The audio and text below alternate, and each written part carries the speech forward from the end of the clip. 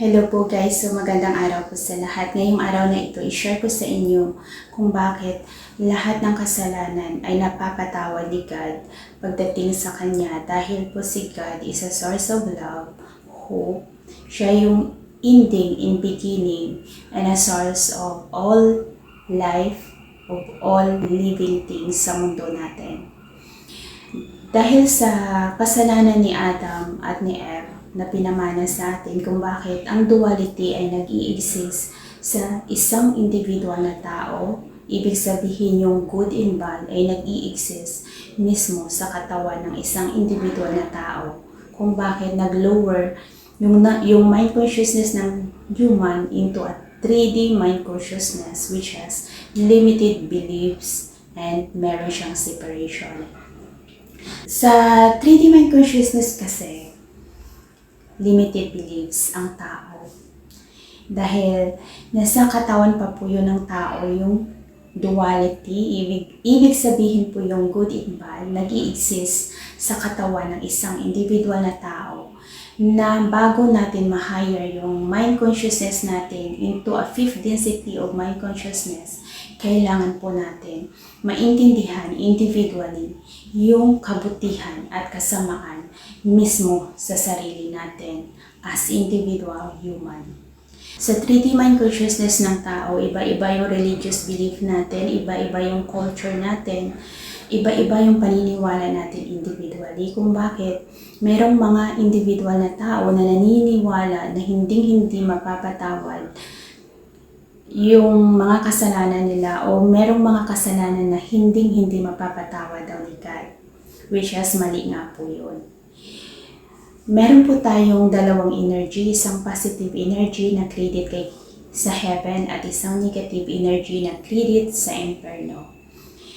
Which is, as human, meron po tayong thoughts, yung pag-iisip ng tao, yung action, and yung words natin as human, nagko-convert po yan ng energy, which is powerful po yung thoughts natin as human.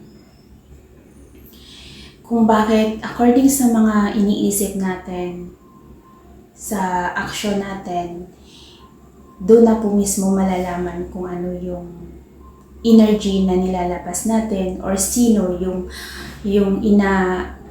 tinatawag natin. Is it the positive world? Si God ba sa positive world? O yung negative side of the world?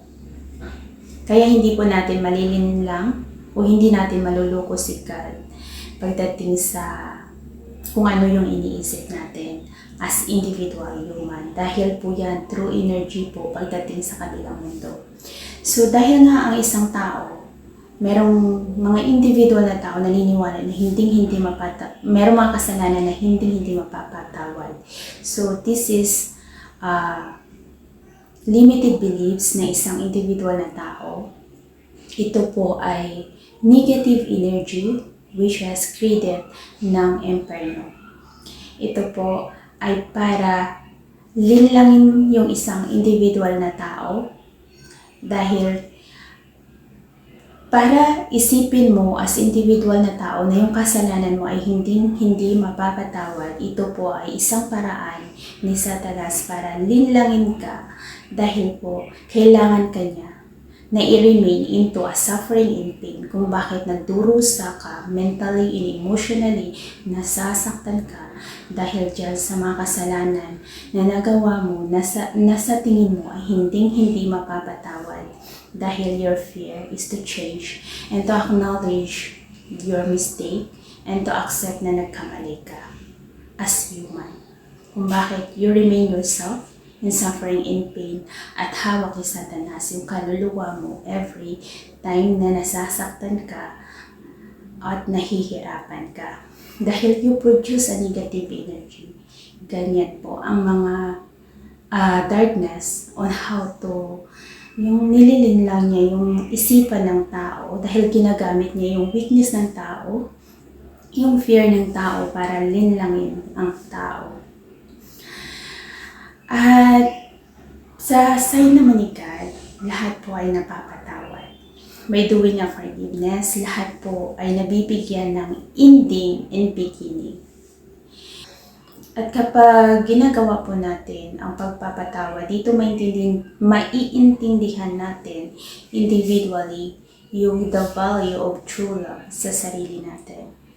Dito po natin maintindihan yung pinaka-deeper meaning and value ng salitang love, na lahat ng kasalanan ay kayang patawarin ni God as long na ang isang individual na tao ay sincere na magbago.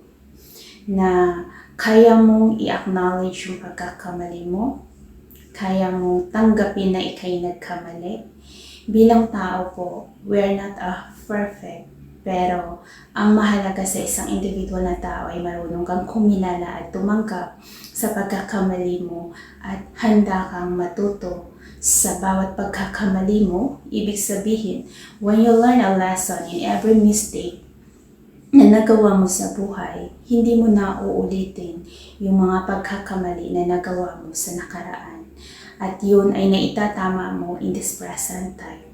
Kung bakit nai-illuminate ng salitang forgiveness yung past trauma natin, yung pain sa past natin, nai-illuminate niya. Pero ang memories andun.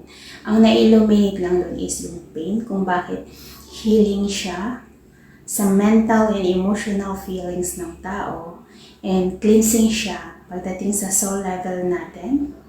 Dahil nga our words, action, and yung iniisip natin ay nagko-convert into energy, which is every thoughts of us is powerful.